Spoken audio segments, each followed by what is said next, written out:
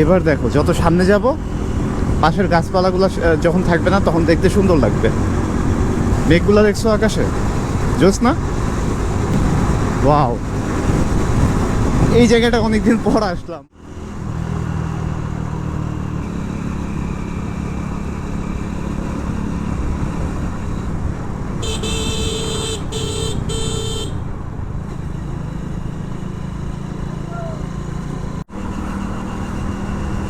ও, অসাধারণ রাস্তা আর অসাধারণ ওয়েদার, আকাশে মেঘ আর নিচে আমি।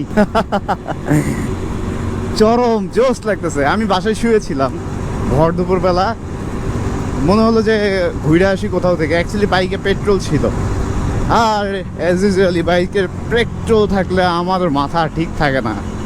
আরে কত সুন্দর লাগতেছে দেখো।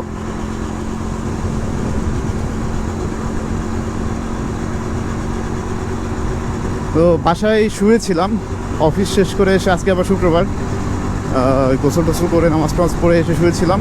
তো ভাবলাম শুয়ে থাকার আসলে কোনো মানে হয় না, শুক্রবারটা শুক্রবারের মতো করে এনজয় করতে হবে, ঘুরতে হবে ঘুরতে হবে।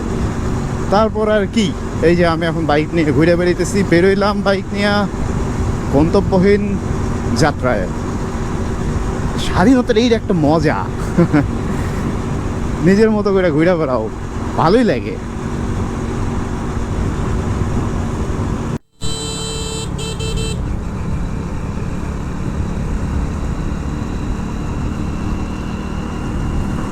তো রিসেন্টলি গাড়ির একটা সার্ভিসিং দিছি, এটা হচ্ছে সম্পূর্ণ ইলেকট্রিক্যাল ওয়ারিংয়ের উপর।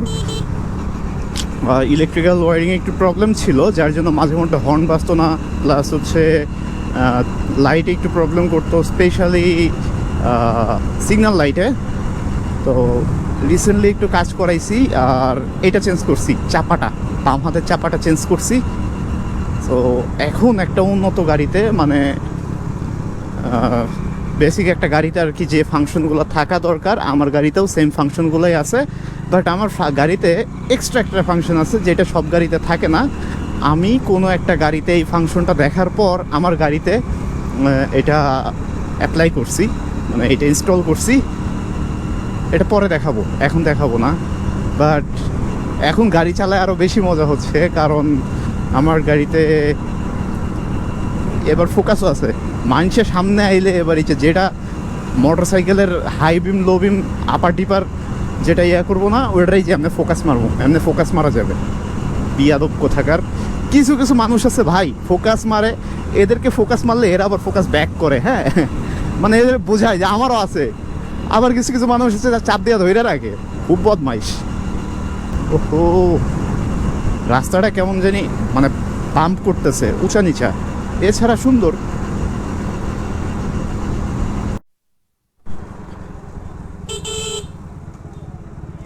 কোন দিকে যাব কোন দিকে যাব কোন দিকে যাব কোন দিকে, ডাইন দিকে যাই। তেলটুপি বাজার, ওইদিকে গেলে মন্দ হইতো না, রাস্তা পুরোটাই সুন্দর।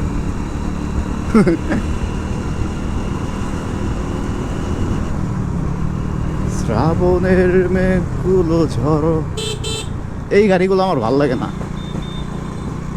লাঠাম্বা, শ্রাবণের মেঘগুলো জড়ো হলো আকাশে, এখনই নামবে বুঝি শ্রাবণে ছড়ায়।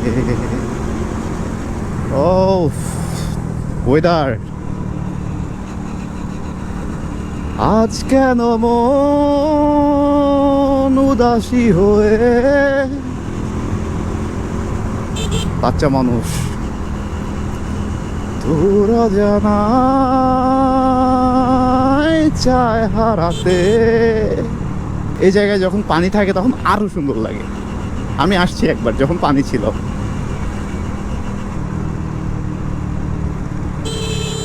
উজান গ্রাম মাধ্যমিক বিদ্যালয়,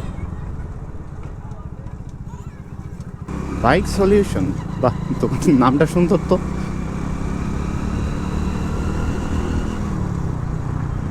আমি ওই দিক দিয়ে যাবো না, আমি ঢুকবো এই দিকে। এই রাস্তায় অনেকদিন পর ঢুকতেছি, যদিও এই রাস্তা সম্পূর্ণটা শেষ করব না আমি। থামো থামো, আর কিছুক্ষণ অপেক্ষা করো, দেখো সুন্দর একটা ভিউ আসতেছে সামনে। আমি এখন উঠবো কুষ্টিয়া ঝিনেদহ হাইওয়েতে। আমি অনেকদিন কুষ্টিয়া যাই না, আজকে কুষ্টিয়া যাওয়ার কোনো উদ্দেশ্য নেই, মানে ঘুরতে বের হব বলে বের হওয়া, বাট চলে আসছি এই রাস্তায়। এখানে তো মনে হচ্ছে বৃষ্টি হচ্ছে, রাস্তা তো ভেজা, আমার জন্য একটু টাফ হয়ে যাবে কারণ আমার সামনের চাকার অবস্থা খুবই খারাপ। যাক, উঠলাম তো।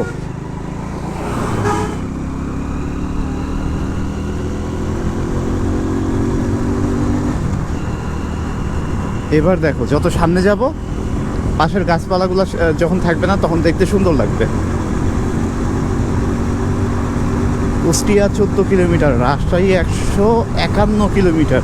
যাবো নাকি? না, যাওয়া যাবে না। মেঘগুলো দেখছো আকাশে? জোস না?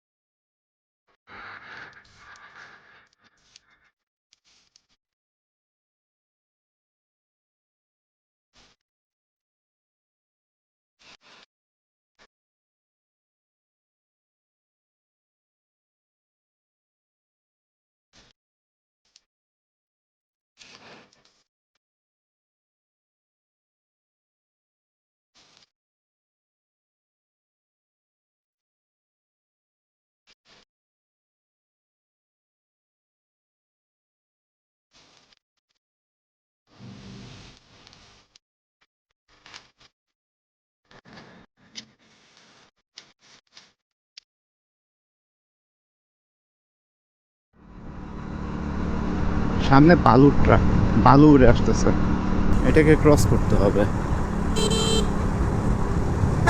ও, সামনে বাজার। এই আস্তে আস্তে আস্তে আস্তে, কি পড়তেছে এটা? বালু পড়তেছে, এই বালু গায়ে উড়ে এসে লাগতেছে। আমি এই দিক দিয়ে যাবো, ওই দিক দিয়ে যাবো না, এই দিক দিয়ে জায়গা দিত না আমারে।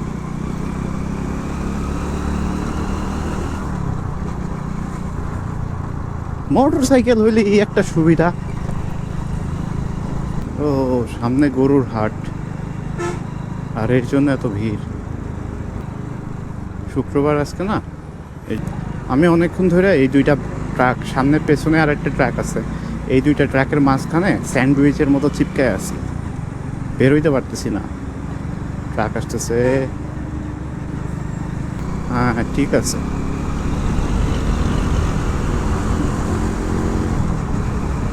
ও, এই হেলমেট পরে নাক আর মাথা চুলকাইলে না, মানে চুলকানো যায় না, কি যে বিরক্তিকর একটা পরিবেশ। আবার মাঝে মধ্যে যখন হচ্ছে মাথা চুলকায় তখন খেয়ালই থাকে না যে আমি হেলমেট পরে আছি, তখন কি করি, সোজা এমনি মানে চুলকানো শুরু করে দিই, পরে দিই ও আচ্ছা হেলমেট পরা আছি তো। এই একটা ঝামেলার মধ্যে আমি আছি, সেটা হচ্ছে যে আমার গোপ্রোর একটা মাত্র ব্যাটারি, আর সেই ব্যাটারিটাও একটু ড্যাম হয়ে গেছে, সব চার্জ থাকে না বেশিক্ষণ।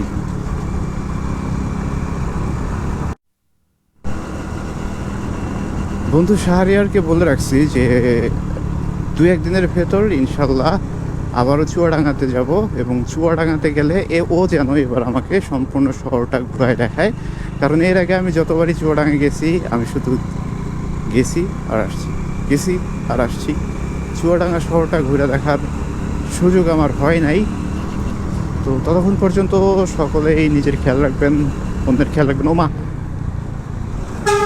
এই মোড়টা খুব ডেঞ্জারাস।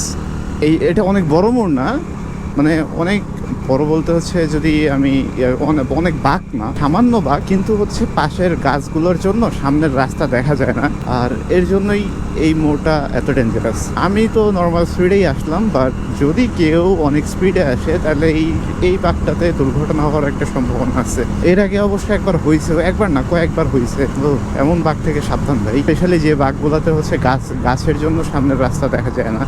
বাঁক অনেক বড় হইলে ওটা তো ঠিক আছে, বাট আমার মনে হয় এই ধরনের বাঁকগুলোতে অ্যাক্সিডেন্ট হয় বেশি। কিরে ভাই, তুই কি করতেছিস?